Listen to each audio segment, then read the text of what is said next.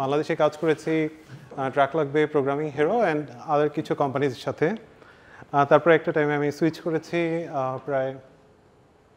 প্রায় 1.5 years, তার বেশি হবে, স্যালারি কম ছিল তাই।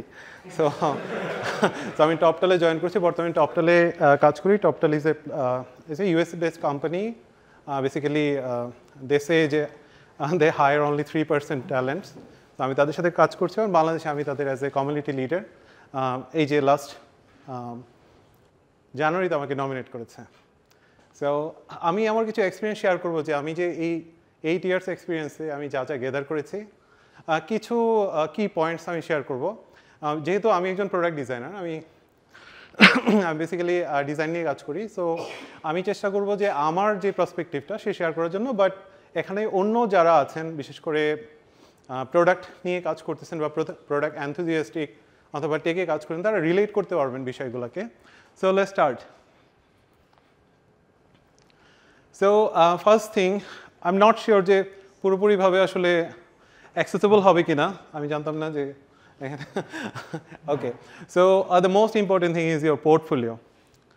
আমাকে ম্যাক্সিমাম মানুষজন যখন বলে যে ভাই একটা জব দেন, তো it's like if I am a recruiter then I have to say portfolio কিধার হ্যাঁ, তোমার পোর্টফোলিও দাও। দেন যত এক্সপিরিয়েন্স লোকে হোক, তখন সে বলে যে আমি কি পকেটে নিয়ে ঘুরতেছি।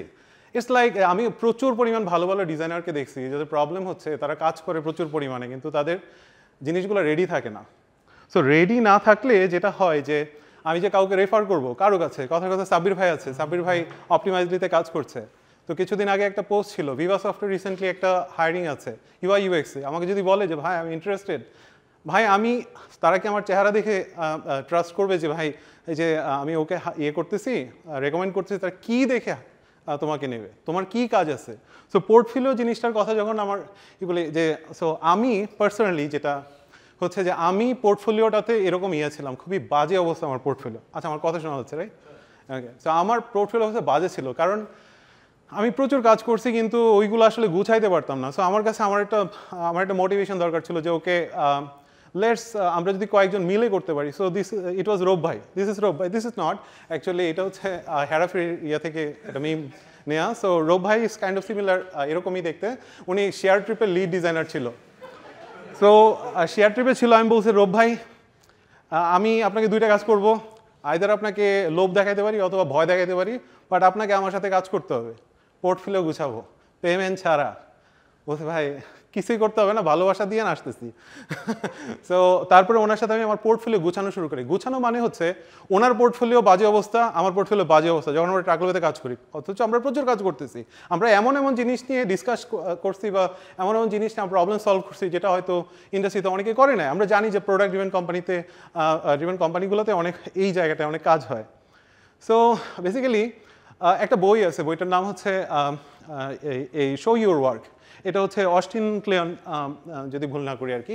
এই বইটা থেকে আপনি পাবেন যে আপনি যেই কাজ করেন না কেন আপনাকে না দেখাইতে হবে। কারণ আপনি শো অফ বলেন হোয়াট এভার, জিনিসটা হচ্ছে যে মানুষের সামনে নিয়ে আসতে হবে, সেটা যেই হোক। একটা রেগুলার ডে যে আজকে আপনি আসছেন, আপনি এখানে আমাদের এখানে সবাই একসাথে আছেন, বা একটা সেলফি তুলে দিয়ে দেন না যে আজকে ইয়ে হয়েছে একটা মানে প্রোডাক্ট পালসের একটা ইভেন্ট ছিল, আমরা গেছি সবাই। ওকে, সো আপনি যে প্রোডাক্টে এনথুজিয়াস্টিক এটা বুঝান মানুষরা বুঝাইতে হবে। সরি, আমার যদি একটু টান থাকে, এলাকার টান থাকে, আমি গত 1.5 বছর ধরে গ্রামে আছি, যেহেতু ওখানে থেকেই মোটামুটি ভালোই চলতেছে দিনকাল। তো আমি ঢাকায় নর্মালি আসি না, তো একটু এলাকার টান থাকতে পারে, and I am proud of that. So normally যেটা হয়, আপনি যখন কাজগুলো শো করবেন, ধরেন আপনি কাজগুলো শো করছেন, কেউ না কেউ দেখতেছে, অলওয়েজ দেখতেছে। আরেকটা জিনিস অনেক সময় হয়, আপনিও যখন ইন্টারাক্ট করা ট্রাই করেন মানুষের সাথে, সো আপনার একটা তৈরি হয়ে যায়, কমিউনিটি তৈরি হয়ে যায়, বিল্ড আপ হয়ে যায়। একটু ফাদ ভাই একটু আগে বলতেছিল যে ব্রো মিট করো একজন আরেকজনের। এই যে আপনার সাথে মিট হইলো, কানেকশন নিয়ে নেন একজনের সাথে, তারপরে আপনার কাজগুলো যখন শো করবেন দেখবেন যে ও আচ্ছা, ও তো ভালো ডিজাইনার, ওর কোম্পানি এখানে প্রত্যেকজন একটা করে রিক্রুটার, প্রত্যেকজন, ঠিক আছে। সো এই জিনিসটাকে আপনারা করবেন, কাজে লাগাবেন। সো পরবর্তী যখন কেউ কন্ট্যাক্ট করবে তখন বলবেন মেরা পোর্টফোলিও অ্যান্ড রেজুমি, হ্যাঁ নিয়ে যাও। সো সেকেন্ড থিং হচ্ছে আপনার স্কিলটা সেল করা শিখতে হবে। খুব ছোট করে যদি বলি, আরে ভাই আপনার কাছে একটা জিনিস আছে, কিন্তু সবার কাছে যে এটা অনেক দামি হবে তা না। আমার কাছে যেই জিনিস আছে এটার সাথে এটা একটা ইন্টারসেকশন থাকা লাগবে। আমার কাছে এই জিনিসগুলো আছে, সে চাচ্ছে হচ্ছে যে ফ্লাই করতে পারে, জাম্প করতে পারে, ডান্স করতে পারে, আমি তার কাছে এই জিনিস বেচা লাভ নাই। আমার জায়গা মতো বেচতে হবে। আমার যদি খুব ভালো ভিজুয়াল ডিজাইন থাকে তাহলে আমার অমুক জায়গায় সেল করতে হবে যারা ভিজুয়াল ডিজাইনটাকে সবচেয়ে বেশি প্রায়োরিটি দেয়। আমার যদি লজিক্যাল মাইন্ড থাকে তাহলে আমার অমুক জায়গায় যেতে হবে। So go to the right person to sell. অথবা যদি রাইট পারসন এমন এক জায়গায় যাইতে চাই ওখানে আমার স্কিল নাই, তাহলে ডেভেলপ করো। সো জিনিসটা হচ্ছে যে জুতা বিক্রি করতে গেছেন, আপনার জুতার অনেক দাম, সে বলতেছে 150 টাকা দিব, তো আপনি বলতেছেন এটা জাপানিজ মার্কেট থেকে কিনে, এটার দাম তো 10,000, আমার স্কিলের দাম 10,000, সে বলছে তাহলে ওই জাপানি গিয়ে সেল করো।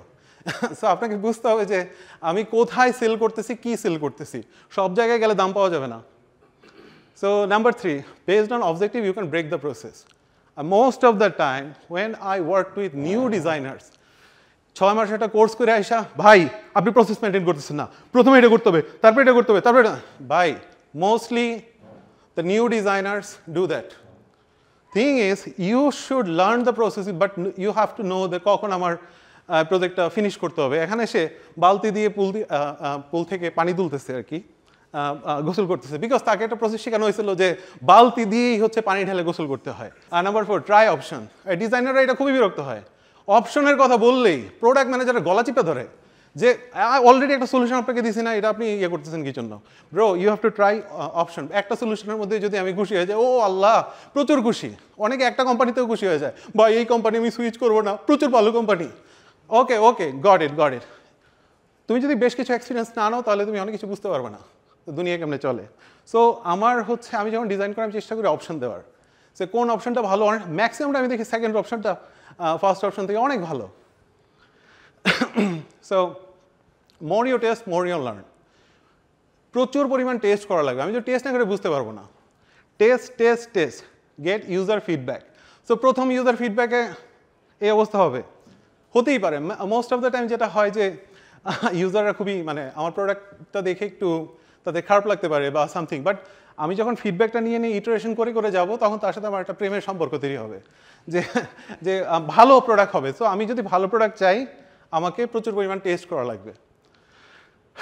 ইউজারকে আস্ক করার দরকার নেই, ভাই কি ফিচার দিব বলেন না, এই ফিচারটা দিলে ভালোই হয় তাই না, bro it's your job to find it out, ওর কাছে বিকা চাওয়ার দরকার নাই। নাম্বার 6 হচ্ছে all about balance. So best is not always the best. আমি বেস্ট কাকে বলতেছি? This is the CTO, this is the business vision, this is the user needs. I have to know যে আমাকে কীভাবে ব্যালেন্স করে চলতে হবে। As a product manager, designer দুইটাই, ডিজাইনাররা এটা অনেক সময় বুঝতে পারে না, প্রোডাক্ট ম্যানেজারের সাথে লাগা যায়। ব্রো ব্যালেন্স করে চলতে হবে, শুধু আমার ডিজাইনে ইউজারের জন্য সবসময় টপ নচ থাকতেছে, আরে তোমার ডেভেলপার মরে যাবে, তার ইয়া নাই, তোমার সিইওর লাখ তো কমই বলছি, কোটি টাকা খরচ হয়ে যাবে, ঠিক আছে, তোমার অপারেশন হায়ার করা লাগবে 50 জন, তুমি এই ডিজাইন বানায় রাখছো, সো ভাই এটা best design. No, best is not always the best. So আমাকে বুঝতে হবে যে হাইলো ম্যাট্রিক্সটা নিয়ে যদি একটু স্টাডি করেন যে আমি যে ডিজাইনটা করতেছি সেটা আসলে কতটুকু এফোর্ট দিলে কতটুকু আমার আসবে, এটা বুঝতে হবে। নাম্বার 7, আমার সাথে কতটুকু টাইম আছে ভাই? Okay, thank you. Create successful product. আমি একটা প্রোডাক্ট নিয়ে কাজ করতেছি, অনেকেই বলে যে ভাই পাটাও জয়েন করি, ভাই উইন্ডে জয়েন করি, ভাই অমুক কেন জয়েন কর, ভাই ভালো কোম্পানি এর লিগে জয়েন করবো। ওকে, তুমি এখন কোথায় কাজ করছো? অমুক জায়গায়। এখানে কি সমস্যা? ভাই এখানে না প্রোডাক্টে এই হয় না, সেই হয় না, ওই হয় না, এত কমপ্লেন্সের কেন? যদি জোর থাকে, যদি গার্ডস থাকে, বানাও ওটার সাকসেসফুল প্রোডাক্ট। তোমার যদি গার্ডস থাকে বানাও। আমি যখন ট্রাক ক্লাবে জয়েন করছি, মনে হয় পাবুয়ের সাথে কাজ করতাম, 12 থেকে 13 জন ছিল, হ্যাঁ একসাথে এখানে বসে বসে কাজ হতো। ট্রাক ক্লাবের উপরে তখন কারোই ট্রাস্ট ছিল না এরকম, আমরা একসাথে কাজ করে 4 বছর যখন কাজ করছি মোটামুটি এইটা বেচা আমি খাইতেছি, টপটালে এই বেচা খাই সিরিয়াসলি। এখন যা কামাইতেছি পাপু বের হয়েছিল আলহামদুলিল্লাহ, আল্লাহ পাক যা ইয়া দিছে। সো জিনিসটা হচ্ছে যে আমি বোঝাচ্ছি যে তুমি বসে থাকো না ভাই, যে আমার কবে ভালো একটা কোম্পানিতে জব হবে, তারপরে আমি ভাই তুমি বানাইতে পারবা কোনো একটা সাকসেসফুল প্রোডাক্ট, এমন একটা কোম্পানির সাথে অ্যাড হও যেখানে তুমি বলতে পারবা যে এমুক পার্টিকুলার জিনিসটা আমার করা। Okay, so this is me. So you need that authority. ভালো কোনো একটা জায়গায় অ্যাটাচ না থাকলে, নিজে কিছু না করলে গার্ড থাকে না, অথরিটি থাকে না, কথা বলে কোনো সিরিয়াসলি নেবে না, কেউ নেবে না, তোমার কোম্পানিতেই নেবে না ভাই। সরি মাঝে তুমি বলতেছি আপনি বলতেছি ওকে নো ওয়ারিস সো মানে আমি ট্রাক লাগবে তো দেখছি শুরুর দিকে ওরকম পাত্তাটাতে দিত না পাত্তা পাওয়ার জন্য পাত্তা কেন দিবে সে যদি আমার কাছ থেকে ওই জিনিস না দেখে বা আমার দেন না পাত্তা আরে এইভাবে কেউ পাত্তা নেয় আমাকে স্টাডি করতে হবে আমাকে লজিক দেওয়া শিখতে হবে বিজনেসে যখন মিটিংগুলো হবে আমাকে পয়েন্টে কথা বলা জানতে হবে শুধু বইসা পাত্তা দেয় না বলে কমপ্লেন করলে হবে না অনেক ডিজাইনার করে আমার কাছেই করে বলে যে ভাই এরকম হয় না ক্রিয়েট করতে হয় respect should be earned not ভিক্ষা না ঠিক আছে analyse the design good and bad মানে আমরা যখন ডিজাইনার যারা আছি ডিজাইনগুলোকে এক্সিস্টিং ডিজাইনগুলোকে ভালো করে দেখতে হবে দেখে বোঝার চেষ্টা করতে হবে যে আচ্ছা এখানে যে প্লেসমেন্টটা আছে যে টাইপোগ্রাফি হতে পারে অবজেক্টিভ কি অবজেক্টিভে সে এখানে ক্যালেন্ডার রাখলো কি অবজেক্টিভে সে এই কাজটা করলো ওই ডিজাইনারের মাইন্ডটাকে রিড করার চেষ্টা করতে হবে ওই প্রোডাক্ট ম্যানেজারের মাইন্ডটাকে রিড করার চেষ্টা করতে হবে সে ওই প্রোডাক্ট ম্যানেজারের কী দায়িত্ব ছিল সিইও বা হচ্ছে তার হেড তাকে কি বলার কারণে আমার কাছে এই মুহূর্তে 3টার দিকে নোটিফিকেশন আসলো এই নোটিফিকেশনে কি লেখা আছে এই নোটিফিকেশন ডিজাইনটা কি ক্লিক করলে কোথায় যাচ্ছে এটাকে লিঙ্ক করা কিনা মানে আমাকে ছোট্ট জিনিস যেটা হচ্ছে যদি কেউ ফিল্ম মেকিং নিয়ে কাজ করে ঠিক আছে তারা বুঝতে পারবে যে তারা কীভাবে স্ক্রিন প্লেটা করে screenplay dialogue writing everything bro এই সেম প্রোডাক্টেও সেম আমি একটা মুভি টেল করতেছি আমি একটা স্টোরি বলতেছি আমাকে ডিটেইলে বলতে হবে আমার ডিটেইলে না বললে এটা জমবে না so good and bad so আমি যখন গুডের কথা বলছি ওকে দেখা যাবে না সো আচ্ছা সো গুডের কথা বলতেছি গুডেরটা দেখে আমাকে শিখতে হবে যে ও আচ্ছা এই ভালো জিনিস ওকে আমি প্রসেস করে নিলাম আর ব্যাড থেকেও আমি অ্যানালাইসিস করে বের করবো গুডের ভিতরেও ব্যাড থাকতে পারে তবে আমি ব্যক্তিগতভাবে একদম ব্যাডকে সাধারণত ওইভাবে কনসিডারেশনে নিয়ে আসার চেষ্টা করি না কারণ আমি যা প্রসেস করব আমার সার্ভারে যা দিব তাই আউটপুট আসবে সো আমি প্রচুর পরিমাণ ভালো ডিজাইন দেখার চেষ্টা করি এবং ভালো ডিজাইনের মধ্যে কী ইমপ্রুভমেন্ট করা যায় ওটাও দেখি খারাপ ডিজাইন যদি আমাকে কেউ দেয় ওটা তো ক্লায়েন্ট ওটা আমার জন্য টাকা দেয় ঠিক আছে ওটার জন্য আমি পয়সা পাই যে খারাপ জিনিস দিলে যে ওটার জন্য এটার মধ্যে আমি খুদ বের করে দিই বা something whatever so every time you need to ask why to anyone কে সিইও ওকে আস্ক করো সমস্যা নাই anyone ask why question fear হওয়ার কিছু নাই এই অনেকেই বলে ভাই চাকরি চলে যাবে দেওয়ার মেয়ে তোমার যদি চাকরি চলে যায় ঠিক আছে এবং এই তুমি ভয় পাও তোমার এখানে মানে তোমার এই ক্যারিয়ারে ছেড়েও দেওয়া উচিত প্রোডাক্ট ডিজাইন ক্যারিয়ার প্রোডাক্টই ছেড়ে দেওয়া উচিত ask why question is the number 1 skill যেটা তোমার ভিতরে থাকা উচিত বাট ডু নাইসলি বিকজ তোমাকে অনেকের সাথে কাজ করতে হবে সো আমাকে কমিউনিকেটটা এমনভাবেই করতে হবে যাতে করে আমার মেসেজটাও ডেলিভার হলো আবার কেউ রাগ বা কষ্ট পাইলো না সো আমাকে একটু ব্যালেন্স করে চলতে হবে প্রোডাক্টটা অনেক ব্যালেন্স করে চলতে হবে যদিও এটা প্রোডাক্ট ম্যানেজারদের জন্য অনেক একটা সো ওয়ান্স লাস্ট থিং আর কি আমি যদি সেটা হচ্ছে যে invest in your personal development আমি আমার পার্সোনাল ডেভেলপমেন্ট প্রচুর পরিমাণে সময় দিছি শুধু সময় না পয়সাও সো ম্যাক্সিমাম পয়সা 80% পয়সা জলে গেছে পয়সা বরবাদ টোটালি বরবাদ মানে সেটা হইতে পারে বুকস মেন্টরশিপ বুকস অর্ধেক কিনছি কেনার পরে হয়তো 20-25 পেজ পড়ে ফেলাইছি ঠিক আছে বই আই নেভার রিগ্রেট 20-25 পেজ পড়ছি এতটুকু পরে আমি বুঝতে পারছি যে আচ্ছা ঠিক আছে এর ভিতরে কিছু নাই ঠিক আছে এইটা এক কথাই বারবার বলতেছে ইসের মতো ওই মোটিভেশনাল স্পিকার যারা আছে তো মেন্টরশিপ নিছি অনেকের কাছ থেকে ঠিক আছে কাজে দিছি কিছু কাজে লাগাই না টুলস আদার্স প্রচুর পরিমাণ ইনভেস্ট আমি একদম স্টার্টআপের মতো ইনভেস্ট করছি নিজের উপরে আমি যত দ্রুত পরিমাণ গ্রো করছি personally I can personally bet with any designers with knowledge and bank balance both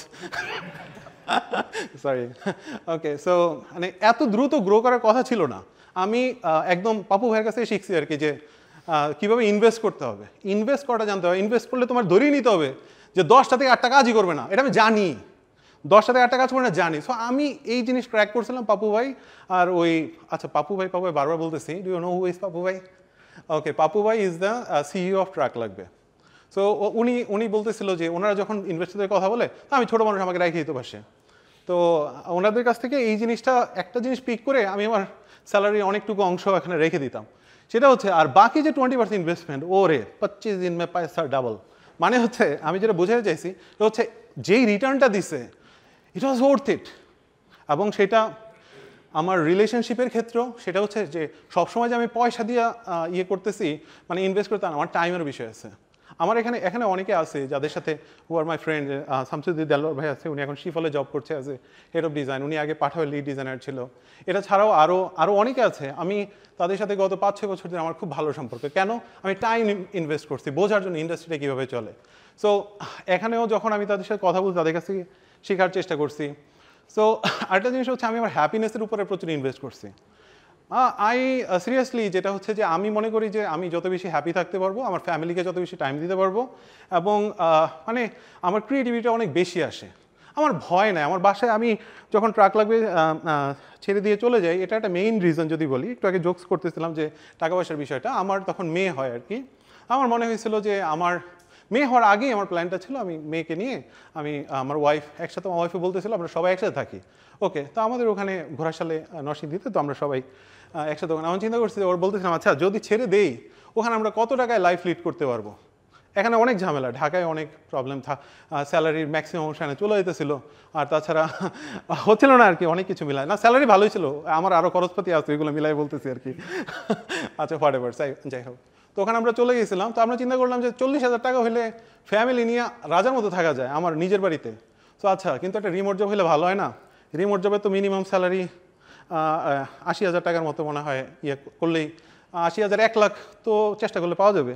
যাই হোক, পরবর্তীতে টপটালে ইয়ে করি, অ্যাপ্লাই করি, টপটালে হয়ে যায়, এবং পরবর্তীতে বেশ ভালোভাবেই, যারা টপটাল সম্পর্কে জানে, দে পে লাইক ফেসবুক আর গুগল, যারা ফুল টাইম কাজ করে। আমি ফুল টাইম কাজ করতাম না, এখন করি। ঠিক আছে, আগে করতাম, আগে পার্ট টাইম করতাম। Okay, so they are my happiness. এটা আমার মেয়ে। সো আমার মেয়ে যখন আমি জাস্ট বলতেছি যে আমি লাস্টে, যদিও জানি একদম শেষ, থিংস খুব ইম্পর্টেন্ট। আমি যত কথাই বলছি, পোর্টফোলিও, হাবিজাবি, অন্য কিছু, আমার থেকে অনেক ট্যালেন্টেড লোক মার্কেটে আছে, মানে এখানে আছে অনেক ট্যালেন্টেড লোক, বাট আমার থেকে লাকিয়েস্ট পার্সন মনে হয় হয় না যে মানুষের যখন সময় ভালো যায় তখন মানে বল যেখানে আসে ব্যাটসম্যান ওখানে মারে না, ব্যাটসম্যান যেখানে মারে বল সেখানে পড়ে। তো আমার অবস্থা হয়ে গেছে ওইরকম যখন আমি টপটালে জয়েন করছি, তারপর থেকে মানে আমার মেয়ে যখন চলে আসছে, আমার মনে হচ্ছে লাক এমনভাবে চেঞ্জ হচ্ছে, কী হচ্ছে আমি বুঝতেছি না কিছু, আমি কিছুই বুঝতেছি না কী হচ্ছে আমার সাথে, যেটা আমি জীবনেও এক্সপেক্ট করি নাই। গতকালকে আম্মাকে বলতেছিলাম, থিঙ্ক ইটস এ ড্রিম, যে কোনো সময় ভেঙে যেতে পারে, but I will try my best. Okay, thank you everyone.